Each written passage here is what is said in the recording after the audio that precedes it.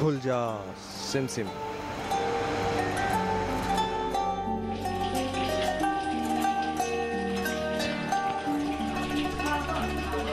बचपन की वो अली बाबा और गुफा में छिपे खजाने की कहानी। जी हाँ, मेघालय के मामलों की गुफा ने वो राज उगला है जिससे दुनिया भर के साइंसदान माला माल हो गए। जनाब, हम हीरे जवाहरात वाले खजाने की बात नहीं कर रहे हैं, बल्कि उन कुदरती सबूतों की बात कर रहे हैं जिन्होंने दुनिया की तवारीख ही बदल दी। और वो सबूत आज भी दर्ज हैं इन गुफाओं में।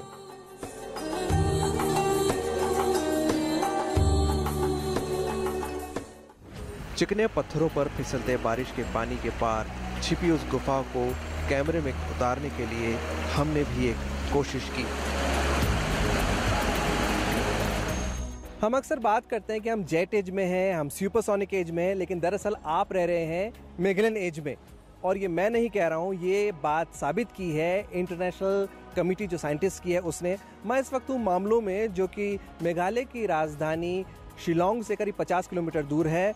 और ये मेरे पीछे जो पानी बह रहा है, इसके पार करीब 200 मीटर आगे वो गुफा है जहाँ पर वो रिसर्च हुई। हम आपको ले जाना चाहते थे, लेकिन मौसम की वजह से बारिश काफ़ी हो रही है और गुफा में पानी भरा हुआ है। बहरहाल मेरे साथ है ब्रायन, जो उस रिसर्च का हिस्सा थे। आइए उनसे बात करते हैं। Brian, what is Magellan edge and how does it matter to us? Well, basically the Earth is divided. It has got a geological time. You have this is a Holocene period. And Holocene has been sliced into three parts. North Gripian is the middle part, and you have the Greenlandian, and now the present age is Magellan age. Why Magellan age? It is actually because it is 4,200 years ago was the start of the drought, which destroyed civilizations in Egypt, Greece, South China, and Indus Valley civilization.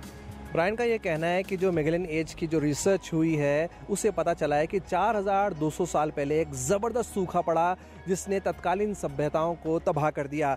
उसमें सिंधु घाटी की सभ्यता थी, चीन की सभ्यता थी, यूनानी सभ्यता थी और बहुत सी ऐसे सिविलाइजेशंस थे जो तबाह हो गए।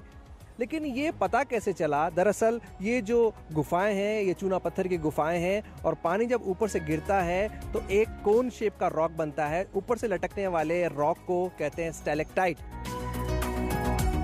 और जब पानी जमीन पे टच करता है, बूंद गिरती है, तो चूने पत्थर से जो केमिकल रिएक्शन होता है वो एक कोन शेप निकलता है, उसको बोलते हैं स्टैलेग्माइट। स्टैलेग्माइट के आइसोट्रॉपिक एनालिसिस से 4200 साल पहले हुए क्लाइमेटिक चेंज के सबूत मिले। इन सबूतों के मुताबिक 4000 साल पहले इस पृथ्वी पर एक भयंकर सूखा पड़ा जो 200 साल तक जारी रहा। भयंकर सूखा नदी किनारे बसी तमाम सभ्यताओं को लील गया। आइए अब हम बात करते हैं उस रिसर्च की जिससे ये पता चला कि मेगलन एज में हम रह रहे हैं। Well, it started in 2003 when a researcher from University of California came here and wanted to do research. So I brought him to this cave, and we got this particular specimen, stalagmite. It was taken to the United States, where it was dated and studied by isotopic analysis. So it has revealed a history of the past climate. Now, what was interesting was that 4,200 years ago, it clearly showed that there was a drought, no rainfall. This actually corresponded with the drought that prevailed and destroyed civilizations in Egypt, Greece, Indus Valley civilization, in Yangtze Valley, River Valley. Scientists knew about this. But why they call it Megala Age is because of the distinct history that was recorded in this particular specimen, the stalagmite. जैसे कि आपने सुना, सभ्यताएं बर्बाद हो गई और उसका पता चला यहाँ की रिसर्च से। और मेघालय का नाम इससे इसलिए जुड़ा क्योंकि वो जो स्टैलेग्माइट था, जो रॉक फॉर्मेशन था, जो कॉनिकल फॉर्म में उभरता है चूना पत्थर की गुफाओं के अंदर, वो यहाँ पर मौजूद है। Brian, how will it help change the picture of this place? I think, people will be aware of the importance of this cave. They'll try to protect this cave, but not only once they try to protect this cave, they will also try to protect caves in Meghalaya as a whole, because caves are not just open holes, empty holes in the ground. Caves are a scientific resource. And there's a lot of research, whether it is climate change, paleoclimate, whether you're studying for a paleontologist or anthropologist or cave fauna. For instance, our caves are rich, and we have documented a few species of cave fauna not found anywhere in the world. तो जैसे कि आपने इब्राहिम से सुना, एक ज़बरदस्त बदलाव आएगा, टूरिज़्म बढ़ेगा, लोगों की दिलचस्पी बढ़ेगी और एक अलग तरह का टूरिज़्म बढ़ेगा, केव टूरिज़्म को बढ़ावा मिलेगा और केव टूरिज़्म के साथ साथ जो साइंटिस्ट आएंगे उनकी लगातार नज़रिया रहेगी और भारत हमेशा हेडलाइंस पे बना रहेगा।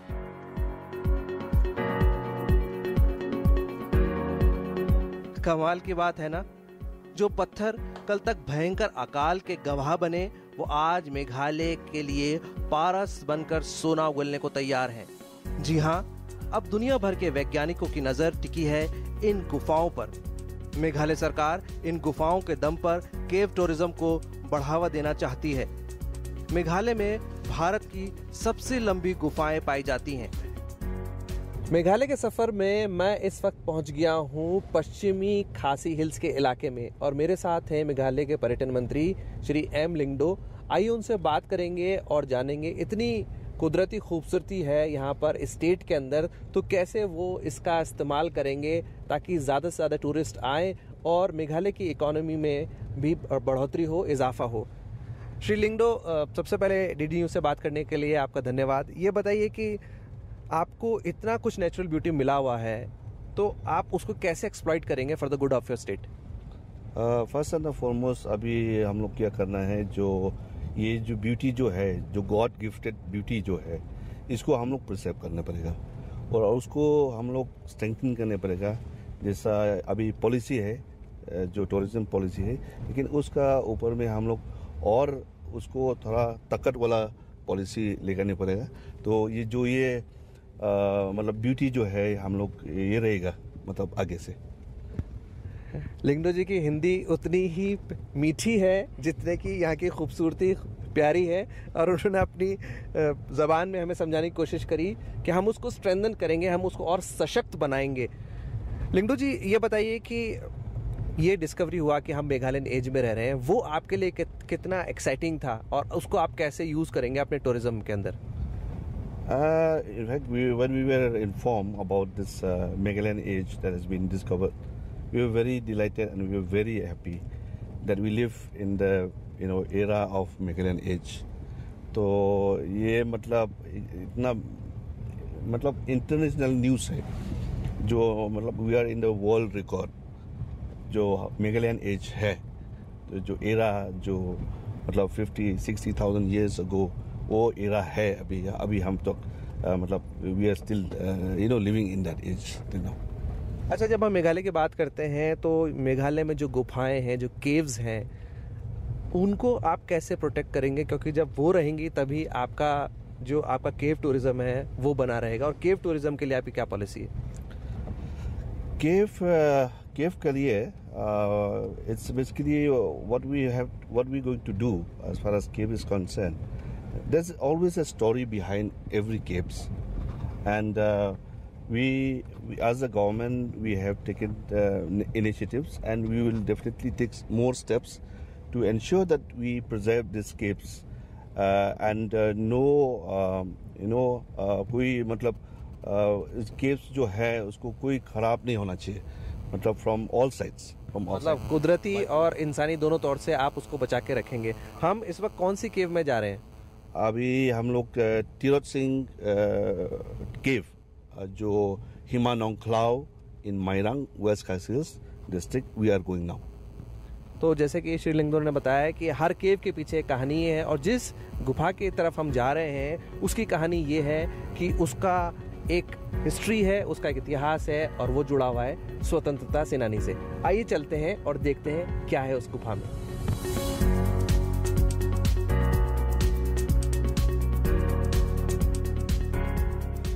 गुफा में करीब 80 मीटर अंदर मैं इस वक्त हूँ पर्यटन मंत्री के साथ। ये बिल्कुल फिट हैं और इन्होंने आज हमारी फिटनेस टेस्ट ले लिया है। बहुत मुश्किल है अंदर आना क्योंकि ये एक हाइड आउट है। आज़ादी के परवानों का, जिन्होंने ब्रिटिश फ़ौजों के ख़िलाफ़ आज़ादी की जंग लड़ी।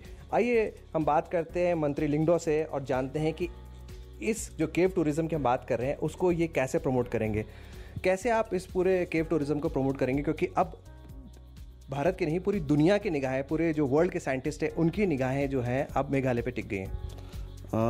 हम लोग ये जो मेघालयन एज जो है ना, उस प्लेटफॉर्म में हम लोग डिस्प्ले करेगा जो केव्स जितना जो है जो हमारा स्टेट में, उसका लिए जो हम लोग मतलब different level of displaying our beauty of our caves in the country and in the international level also. जब हम इंटरनेशनल लेवल की बात करते हैं तो उनके लिए सबसे बड़ी बात होती है एक्सेस की, उनको जल्दी से एक्सेस मिल जाए, तो उसके लिए भी आपकी गवर्नमेंट कुछ कर रही है कि वो यहाँ पर आएँ और उनको पूरी फैसिलिटीज़ मिले ताकि वो आके अपनी फर्दर रिसर्च कर सकें। हाँ, जो रिसर्च के लिए तो अभी गवर्नमेंट हैज़ टेकन इनिशिएटिव जो अभी different caves, because not only 1-2 caves, like recently the longest sandstone cave in the world, which was found in the Mawson Ram. It is through some of the cavers who have come from abroad. तो जो वहाँ में गया फिर वो लोग venture किया जो इसका नया केव में आ गया, तो सेम वे हम लोग अभी इनिशिएटिव ले लिया जो we are going to venture more caves in the country in our own state. तो जैसे कि आपने मंत्री लिंगडो से सुना कि केव टूरिज्म को एक नया आयाम मिलेगा और प्लेटफॉर्म इनके पास है, मेघालयन एज डिस्कवर हो गई है और अब मेघालय की बारी है और आपके पास फिट मंत्री हैं, एक यंग चीफ मिनिस्टर हैं और दोनों मिलकर केंद्र सरकार के साथ जो डबल इंजन की बात पीएम मोदी करते हैं, मेघालय को नई ऊंचाई पर लेकर जाएंगे। आइए चलते हैं बाहर और अपना सफ़र जारी रखेंगे। जिस पत्थर पर ये लड़की बैठी है, दरअसल उस पर कभी आज़ादी के परवाने बैठकर न्याय किया करते थे। ये जज तीरथ सिंह का जजमेंट सीट है जो वो यहाँ बैठी थी और जजमेंट देती थी। गुफा का राज जानने के बाद वक्त हो चला है एक ब्रेक का। ब्रेक के बाद देखिए एक अनोखा गांव जहां मिलती है 10,000 रुपए किलो मछली।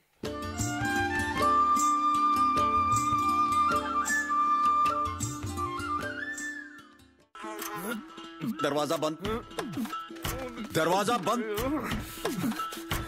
क्यों भाई साहब, कहाँ चले?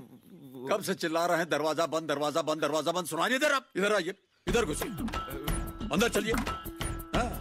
अरे खुले में शौच जाइएगा तो बीमारी खुल के फैलेगी। दरवाजा बंद तो बीमारी बंद। ठीक कह रहे हैं ना? शौचालय का उपयोग कीजिए और भारत को स्वच्छ बनाइए। साबुन से हाथ धो लीजिएगा। सारी फसल अच्छी होगी भाई।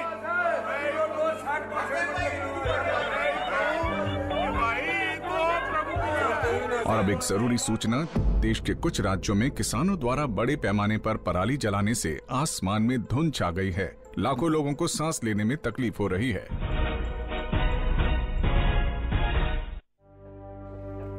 हर साल हम अपना ही घर फूकते हैं और तमाशा बनते हैं। ना, मैं ना मानता। ये काम तो बरसों से होता आ रहा है, अब ऐसा क्या नया आ गया?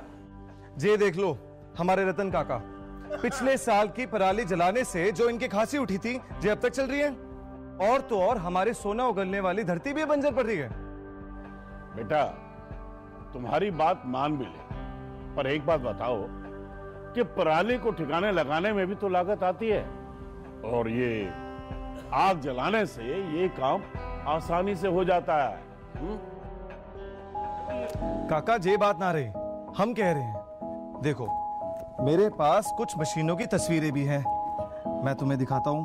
ये देखो, ये है हैप्पी सीडर, ये है मल्चर, ये है जीरो टिल ड्रिल, ये है स्ट्रॉ चॉपर, ये है रिवर्सिबल मोल्ड बोर्ड प्लॉ और ये है रोटावेटर।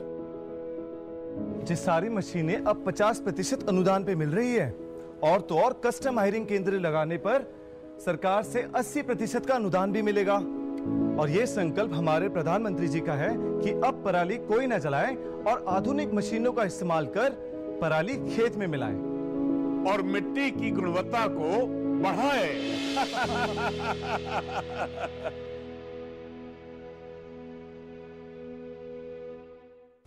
घर में हिंसा सहकर चुप नहीं बैठूंगी। हाथ उठेगा मुझ पर किसी का तो कानून की मदद लूंगी। औरत हूं, इसका मतलब ये नहीं कि मैं कमजोर हूं। हाथ में चूड़ियां पहनी है, पर मुझ पर अत्याचार करोगे तो तुम्हारे हाथों में बेड़ियां होंगी। औरत को कमजोर समझने वालों को पहले कानून समझना चाहिए। घरेलू हिंसा से डरकर अब नहीं बैठेंगे, क्योंकि कानून मेरे साथ खड़ा है।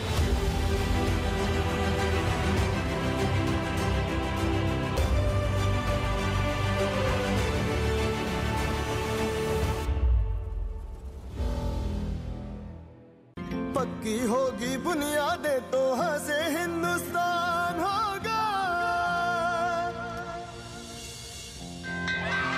पहले करो शुरुआत करो, करो तो पक्की बात करो।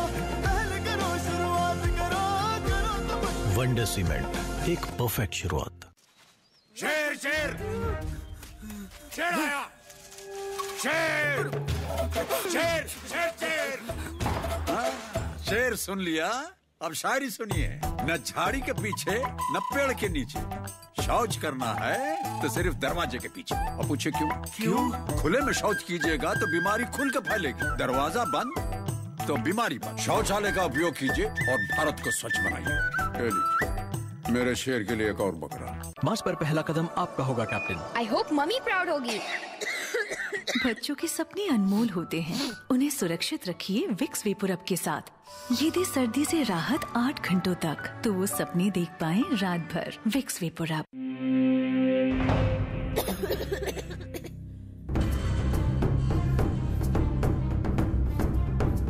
मुझे बचा लो पापा, मुझे बचा लो पापा। जब आप अपने बच्चे को ऐसे नहीं देख सकते तो दूसरे बच्चों से कैसे काम करवा सकते हैं? 14 साल से कम उम्र के बच्चों से काम करवाना एक दंडनीय अपराध है, जिसके लिए आपको जुर्माना या जेल भी हो सकती है। बाल श्रम को कहें ना।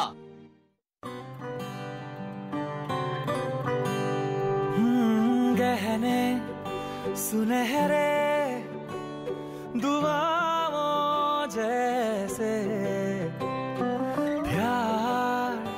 से चमके दमकते भरोसे।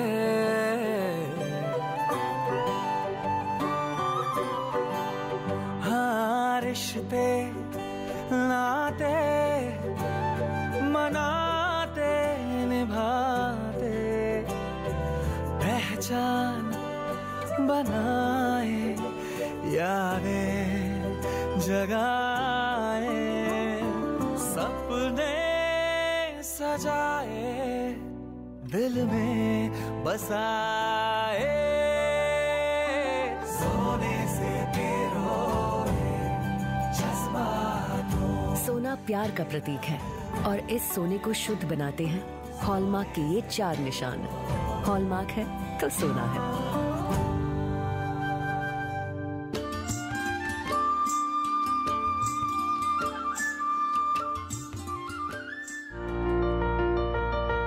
गुफा से निकलकर हमारी गाड़ी जैसे ही आगे बढ़ी, हमारी नजर पड़ी एक छोटे से तालाब पर, जिसे चारों तरफ से घेरा हुआ था फिशिंग रॉड से लैस लोगों ने। मैं इस वक्त पहुंच गया मरोई गांव में, और अचानक मैं यहाँ क्यों रुका हूँ आप देख सकते हैं। चारों तरफ लोग पानी में कांटा डालकर बैठे हैं। 115 लोग के बीच में ये कंपटीशन चल रहा है, फिशिंग कंपटीशन है। और कंपटीशन क्या है? जो भी 1 किलो की मछली पकड़ेगा वो विजेता घोषित किया जाएगा। और इसके लिए पार्टिसिपेशन फी है 300 रुपये आपको देने पड़ेंगे। कांटा आपका खुद का होना चाहिए, लेकिन अगर आप जीत जाते हैं तो 10,000 रुपये आपके।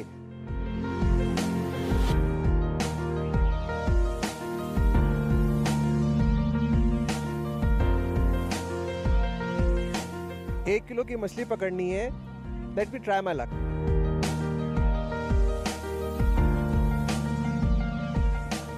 मेरे कांटे में तो मछली फंसी नहीं, लेकिन जुलिस्ता के कांटे में मछली फंसी है।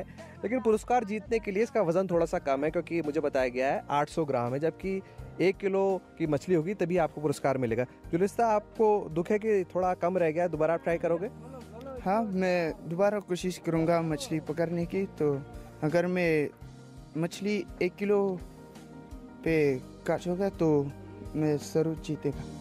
ज़रूर जीतेंगे। आप पहले भी आते रहे यहाँ पर, कंपटीशन होता रहा है या पहली बार आए हो? नहीं, ये दूसरे वो जब कंपटीशन शुरू होगा ना उससे तो हम लोग आए तो हम लोग जीता नहीं है, तो आज के बाद हम लोग दूसरी भी आएगा तो लगता है हम लोग जीत गए। इनका कहना है कि मैं पहले भी ऐसे कॉम्पिटिशन्स में भाग लेता रहा हूँ, मैंने जीता नहीं है अभी तक, लेकिन इस बार इनको उम्मीद है कि 200 ग्राम और 10,000 रुपये इनके।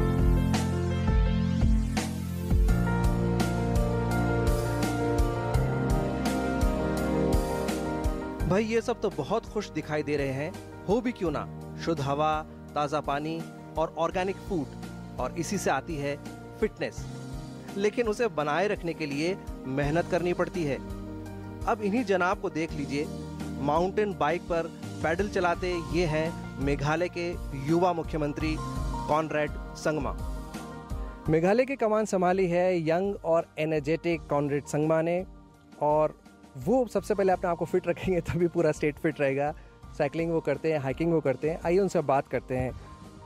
आप अपने आप को कैसे फिट रखते हैं? जैसे आपने बताया कि आप कुछ एक्सरसाइज करते हैं, तो किस तरह का आप अपने आप को शेड्यूल रखते हैं? क्योंकि पॉलिटिशियंस अक्सर बहुत बिजी रहते हैं। एक्चुअली पॉलिटिक्स में समय कम होता है अपने पर्सनल नीड्स के लिए, लेकिन जब मुझे चांस मिलता है मैं चलता हूँ, हाइकिंग करता हूँ, क्योंकि मेरा मानना है कि हेल्थ बहुत इंपॉर्टेंट है इंडिविजुअल के लिए भी, और as a politician, as chief minister ज़रूरी है कि अगर आप हेल्दी होंगे तभी स्टेट भी हेल्दी होगा।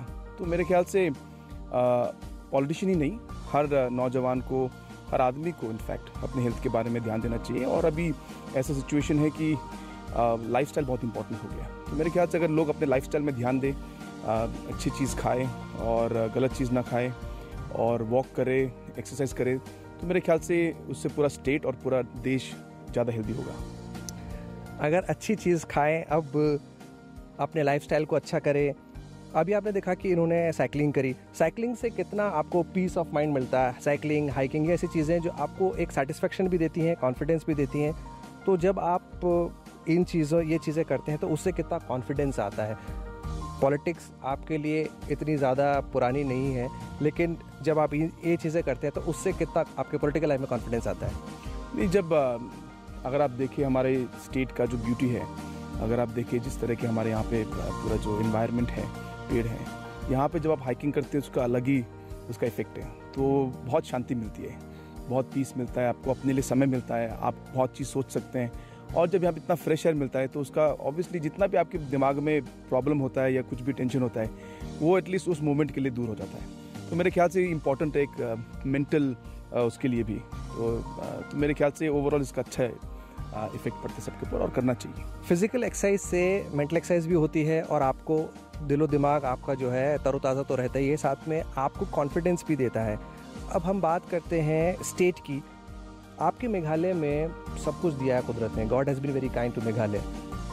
कमान आपके हाथ में, अब आप उसको कैसे यूज़ करना चाहते हैं? यहाँ पे हमारे काफ़ी कुछ एग्रीकल्चर प्रोडक्ट्स ऐसे हैं जो बहुत ही हाई डिमांड में है बाहर। मैं चाहता हूँ कि उन चीज़ों पे फोकस हो। किस तरह के प्रोडक्ट्स हैं जो हाई डिमांड? हमारे टर्मरिक, अगर आप बोले हमारे टर्मरिक है कॉल लाकाडोंग। इस लाकाडोंग में कर्क्यूमिन जो वैल्यू होता है, एंटी कैंसरस प्रोडक्ट उसमें एलिमेंट होता है। बाकी टर्मरिक्स में आपको 6% मिलेगा, हमारे इसमें 12% है, डबल। इसके लिए हम लोग चाहते हैं कि इसका एक स्पेशल हमने एक मिशन बनाया है, और अभी हमारे यहाँ पे 12,000 मीट्रिक टन उगता है। हम इसको 50,000 इस साल के अंदर हम लोग करने के लिए हम लोग ने प्लान बनाया है, और इसके लिए पूरी एक मिशन बनाई है। और इसको अगले 5 साल में इसका जो प्रोडक्शन है इसको 10-20 टाइम्स हम लोग बढ़ाना चाहते हैं। तो ऐसे करके हम लोग ने फिर टर्मरिक कंपनी को बुलाया है, फार्मास्यूटिकल कंपनीज को बुलाया। कल भी उनसे मुलाकात हुई, यहाँ पे आप आके फैक्ट्री सेटअप कीजिए ताकि वो एलिमेंट्स निकाल सके।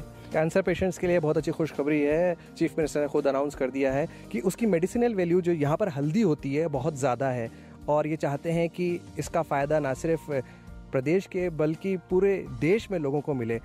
आपने कुछ और ऑर्गेनिक चीज़ों के बारे में भी आपने जिक्र किया था, वो और कौन सी, हल्दी के अलावा? हल्दी के अलावा हमारे यहाँ पे जैसे कि हमारा जो जैक फ्रूट उगता है, एक जैक फ्रूट ऐसा फ्रूट है जो आप कहीं भी जाइए मेघालय में आपको ये मिलेगा, और ये सड़ के ख़राब हो जाता है। हमारा कैलकुलेशन है कि 500 करोड़ का जो जैक फ्रूट जो उगता है हमारे स्टेट में, उसका कुछ फ़ायदा हमारे फार्मर्स को नहीं मिलता। तो सिंपल जो ऑलरेडी जो चीज़ मौजूद है उसको हम लोग कैसे बढ़ाए आगे, और कैसे हम लोग फार्मर्स को ट्रेनिंग दे ताकि उससे उनको बेनिफिट मिल सके। तो हमने एक जैक फ्रूट मिशन भी हमने शुरू किया है। हमारे यहाँ पे जो शहद है, honey is one of the purest in the whole world. हमारे यहाँ पे जो हनी मिलता है आज जर्मनी जाता है, जापान जाता है। हम लोग चाहते हैं कि इसको भी हम लोग बढ़ाएं। तो ऐसे बहुत सारे प्रोडक्ट्स हैं जहाँ पे हम लोग थोड़ा सा काम करके अच्छी पॉलिसी बना के हम लोग हमारे लोगों को रोज़गारी भी दे सकते हैं और हमारी इकॉनमी बढ़ सकता है। टूरिज़्म में भी हमने काफ़ी ध्यान दिया है। हम लोग चाहते हैं कि टूरिज़्म में जो हमारे स्ट्रेंथ एरियाज़ हैं, यहाँ पे हम लोग इंफ्रास्ट्रक्चर बढ़ाए और यहाँ पे हम लोग लोगों को ट्रेनिंग दें। तो इन सब में काम चालू है। अभी 3 महीने 4 महीने हुए हैं, तो इसलिए थोड़ा टाइम लगेगा, लेकिन मेरा मानना है कि अगर हमारा पूरा कमिटमेंट रहे और हम लोग सही दिशा में हम लोग चले, ज़रूर बदलाव आएगा। ऐसा नहीं है कि कॉनरेड्स सरकार के सामने चुनौतियां नहीं हैं। एक्सेसिबिलिटी आज भी एक बड़ा चैलेंज है। आज भी ज़्यादातर लोग गुवाहाटी तक उड़ान भरने के बाद सड़क के रास्ते ही राजधानी शिलोंग पहुंचते हैं।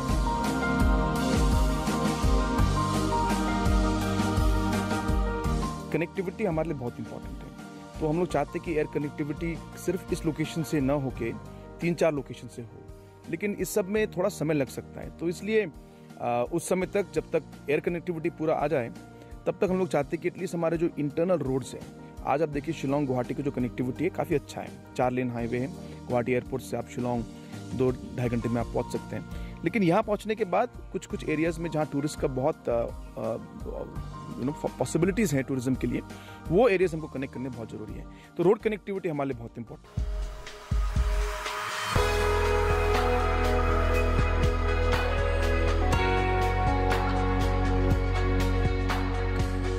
लिविंग रूट ब्रिज गांव की खूबसूरती में 4 चांद लगाता है।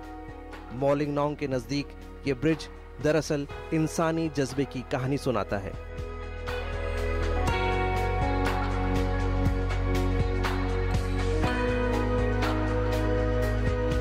मैं इस वक्त थायलोंग नदी के ऊपर खड़ा हूं और जैसे कि आप देख सकते हैं पानी का बहाव बहुत तेज है। एक जगह से दूसरी जगह जाने के लिए गांव वालों ने एक नायाब तरीका निकाला और रबड़ के जो पेड़ हैं उनकी जड़ों को आपस में मिला दिया, और ये है लिविंग रूट ब्रिज। 30 मीटर लंबा ये ब्रिज है और ये जो पेड़ लगाए गए थे वो 1840 में लगाए गए थे। मेरे साथ इस वक्त है मेघालय फ्रंटियर के आईजी। आइए उनसे बात करते हैं और जानते हैं सबसे पहले कि वो यहाँ पर जब अपने BSF के जवानों के साथ आए सफाई अभियान में, तो सबसे पहले उनका रिएक्शन क्या था। सबसे पहले तो ब्रिज को देख के आपको क्या लगता है? Absolutely fantastic, marvellous. मेरे पास शब्द नहीं है इसको डिस्क्राइब करने के लिए, इतना सुंदर है। और ये सुंदरता और भी बढ़ जाती है क्योंकि इसका सफाई देख के। इतना बड़ा टूरिस्ट स्पॉट है ये सिर्फ भारत में नहीं, पूरा एशिया में सबसे क्लीनेस्ट विलेज का दर्जा मिला है। फिर भी यहाँ के लोकल पॉपुलेशन जो है, ये सारे एक एक गर्दा जो है, एक एक कूड़ा जो है वो खुद उठा के साफ कर रहे हैं, और इस एनवायरनमेंट को बहुत ही साफ सुथरा है, which adds to the beauty of this place.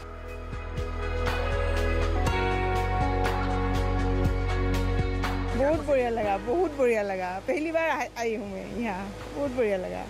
इतनी साफ सुथरी है एकदम में, तो सेंस इतनी सुंदर है एकदम।